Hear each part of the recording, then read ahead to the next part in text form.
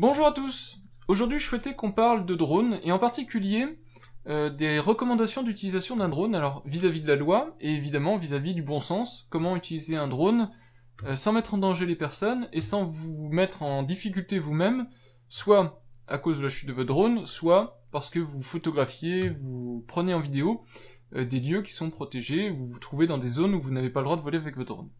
Alors, je précise tout de suite que je suis juste un simple amateur dans le domaine des drones. Ça se voit tout de suite au type de drone que j'utilise, qui sont des drones qui sont pas si chers que ça, une centaine d'euros. Mais cette vidéo s'applique quel que soit le drone avec lequel vous voulez, à partir du moment où évidemment ça reste un drone d'amateur. La vidéo va être découpée en plusieurs parties, mais vous retrouverez tout en sommaire. En particulier, vous trouverez les différentes parties de la vidéo, à savoir les 10 commandements quand on pilote un drone, mais aussi les règles d'utilisation légales. Tous les liens donc seront en vidéo et vous pourrez facilement y accéder. Je précise aussi que je tourne cette vidéo en avril 2017, que ces petits engins sont quand même assez récents malgré tout, que la loi évolue assez rapidement, qu'elle évoluera encore en 2018, j'en parlerai rapidement, et donc il faut se tenir informé quand on pilote des drones, se tenir informé de quelles sont les règles d'utilisation et quelles sont légalement les choses que vous pouvez faire, parce que ça évolue sans cesse. Il va y avoir, je pense, des gens qui vont légiférer suite aux potentiels problèmes qu'il va y avoir avec l'utilisation de plus en plus intensive des drones, surtout par le fait qu'en France, nous sommes quand même un des pays d'Europe qui est le plus équipé en drones. Alors on commence tout de suite. Alors le premier site que je pourrais vous conseiller, c'est ce site-ci qui est le site amateurdedrone.fr. Site assez intéressant qui vous présente en particulier les lois en vigueur et donc le cadre d'utilisation d'un drone.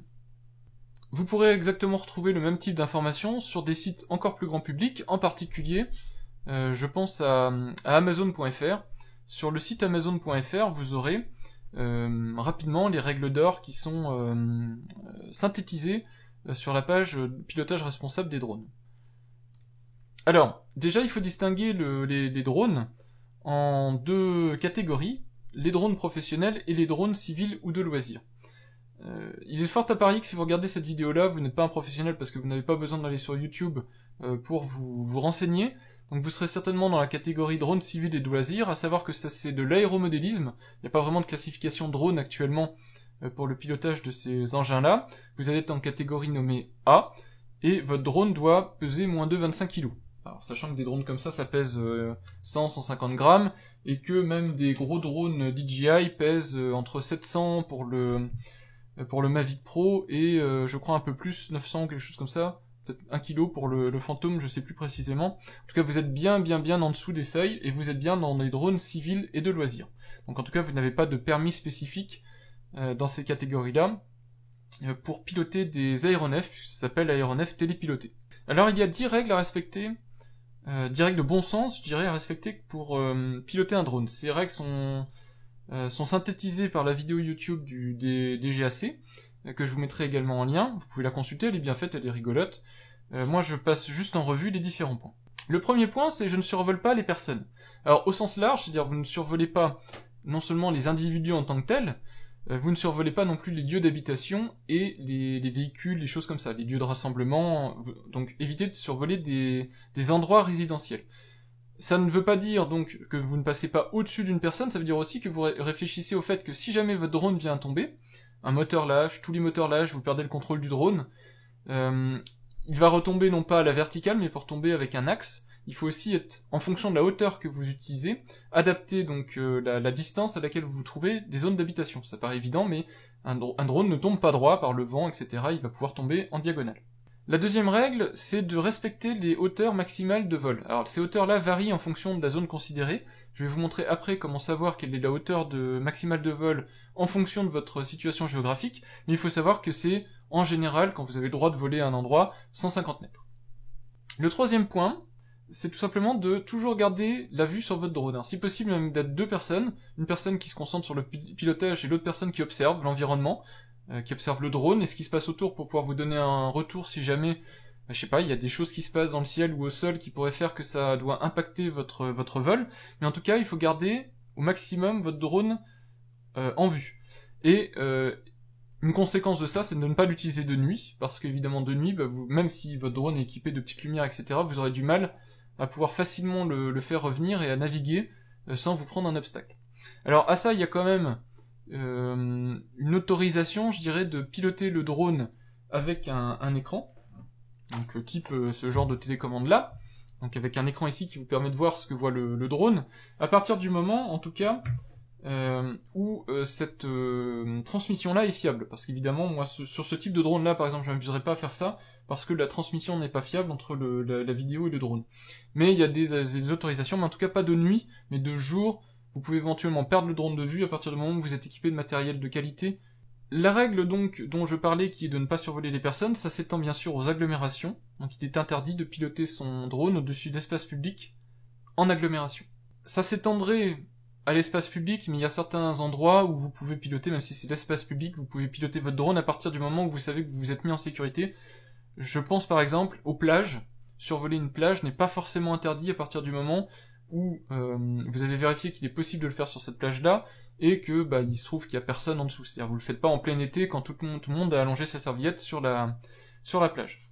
Alors évidemment, étant donné que votre drone vole, il est interdit de promener son drone à proximité des aérodromes, pour éviter tout risque de collision.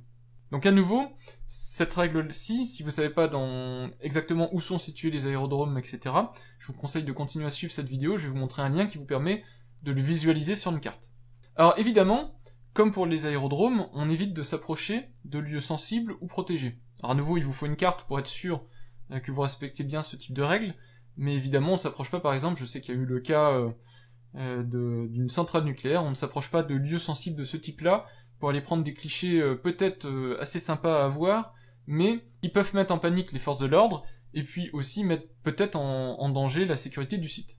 Une règle de bon sens, c'est aussi de respecter la vie privée des autres, donc n'allez pas voir ce qui se passe dans le jardin du voisin, évitez de montrer des personnes, donc si vous passez trop près du sol, évitez que les visages soient visibles, etc. Donc respectez ce que font les gens et respectez le domaine privé des gens. Les drones ne sont pas utilisés pour faire de l'espionnage, mais sont utilisés pour votre loisir avant tout. Enfin, toujours dans le contexte de la vie privée, si vous avez pris des vidéos qui mettent en évidence des personnes, donc des personnes sont reconnaissables, etc., comme pour la photo, comme pour la vidéo, la chose nécessaire, c'est de demander l'accord aux personnes pour qu'elles figurent sur votre photo ou votre vidéo. C'est une obligation légale, donc munissez-vous d'un papier avec un petit texte pré-rempli, et puis vous demandez aux personnes, au véliplanchiste ou à la personne qui fait du jogging le long de la mer, etc. Enfin, vous voyez en fonction de votre contexte, demandez-lui son accord pour apparaître sur votre vidéo. Évidemment, pas d'utilisation commerciale si vous n'avez pas les accords nécessaires. Une chose qui peut être intéressante et sur laquelle vous pouvez vous renseigner auprès de votre assureur, c'est de voir si vous êtes assuré pour cette activité. En particulier, si jamais vous venez à provoquer des dégâts matériels ou physiques, c'est-à-dire le drone tombe sur une personne ou tombe sur du matériel, une voiture, un toit d'habitation et vient faire des dégâts, est-ce que vous êtes bien couvert par les dégâts que vous pourriez occasionner? C'est assez important parce que si jamais ce n'était pas le cas, eh bien si des personnes se retournent contre vous, ce serait à vous de payer de votre poche. Donc autant de vérifier avant si votre assureur le prend en charge. Et enfin, la règle évidente, la règle de bon sens, la règle pour laquelle peut-être vous êtes sur cette vidéo, c'est en cas de doute, toujours se renseigner. Ça ne coûte rien de poser des questions. Vous pouvez toujours me demander en commentaire de la vidéo, mais je ne serai pas le mieux placé. Donc je vous conseille, en particulier le site qui promeut ce type de vidéo, ou les sites dont je parle dans cette vidéo. Vous trouverez une tonne d'informations dedans. Il est important de se renseigner pour ne pas faire de choses illégales, ou pire encore dangereuses.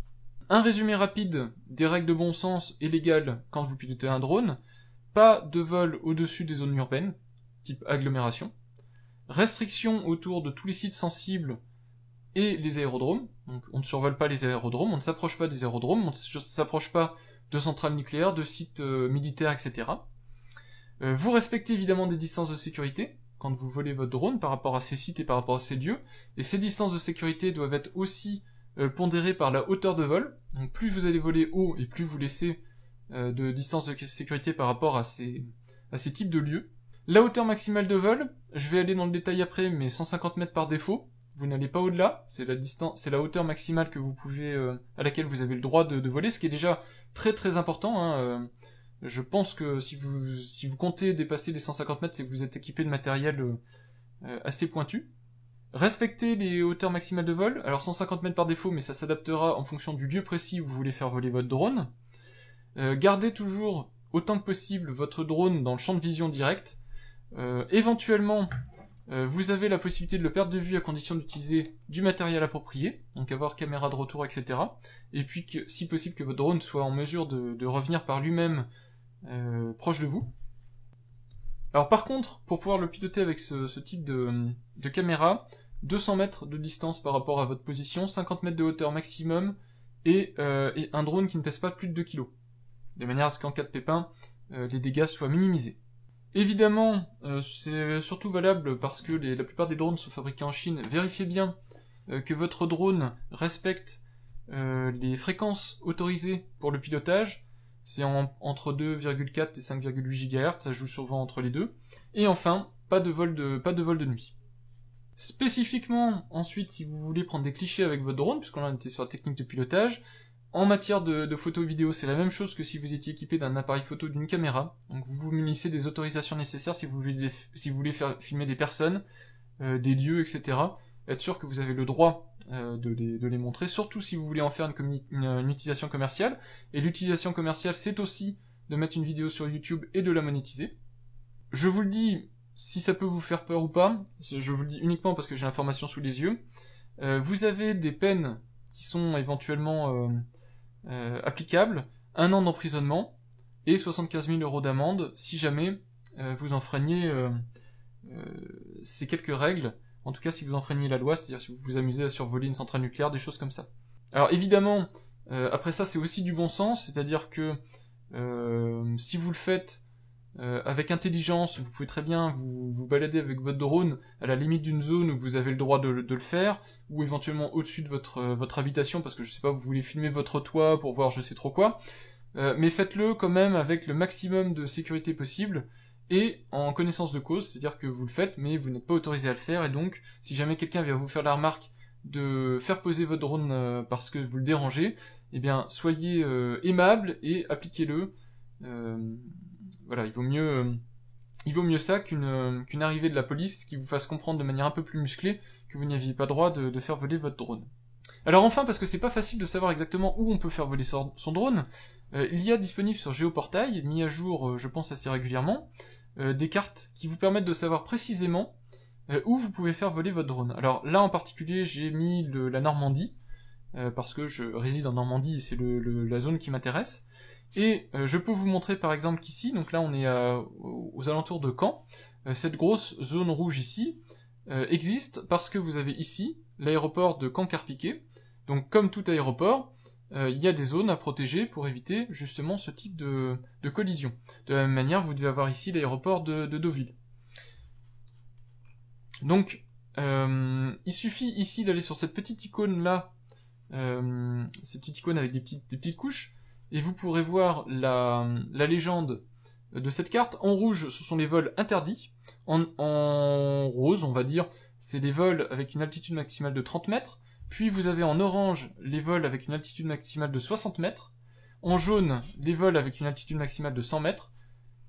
Et tout le reste de la carte, ce sont les vols où vous pouvez atteindre 150 mètres maximum, qui est le plafond. Alors par exemple, vous voyez qu'ici, clairement, je vais aller en bord de mer. Le bord de mer en tant que tel, la promenade, je veux dire, le sable et le bord de mer ne sont pas considérés comme agglomération, et vous pouvez a priori survoler le bord de mer. En tout cas, moi c'est quelque chose que je ne savais pas, parce que j'avais lu sur les forums, ne survolez pas le bord de mer, espace public, etc. En tout cas, cette cartographie-là ne vous dit pas que vous n'avez pas le droit de le faire. Maintenant, c'est toujours les règles de bon sens, faites attention, si vous survolez une plage, faites attention qu'il n'y ait personne en dessous. Mais vous voyez que toutes les zones d'agglomération de la région normande sont bien en rouge, et vous voyez que les zones autour de l'aéroport présentent bien graduellement des restrictions de moins en moins fortes, ou de plus en plus fortes si vous vous en approchez. Et puis donc voilà, vous pouvez déterminer à peu près facilement à quel endroit vous avez le droit de faire voler votre drone. Voilà, et puis enfin, une dernière page, celle du ministère du Développement Durable, qui a une page spécifique drone, loisirs et compétitions, qui synthétise tous les arrêtés toutes les mises à jour qui peuvent avoir lieu dans le cadre de l'utilisation des drones.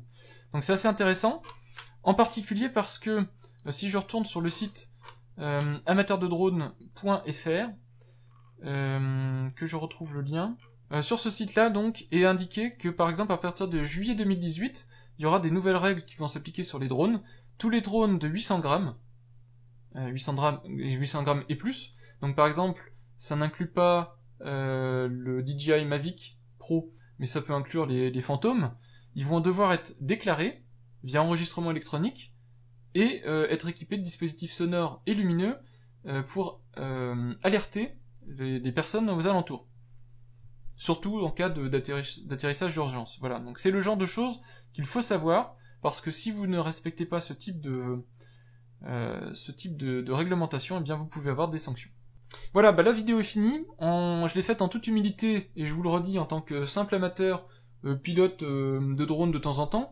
J'avais pas trouvé, personnellement, j'avais trouvé quelques vidéos, quelques pages internet, mais j'avais pas trouvé quelque chose qui synthétise tout ça assez rapidement. Donc voilà ma proposition en tout cas de vidéo.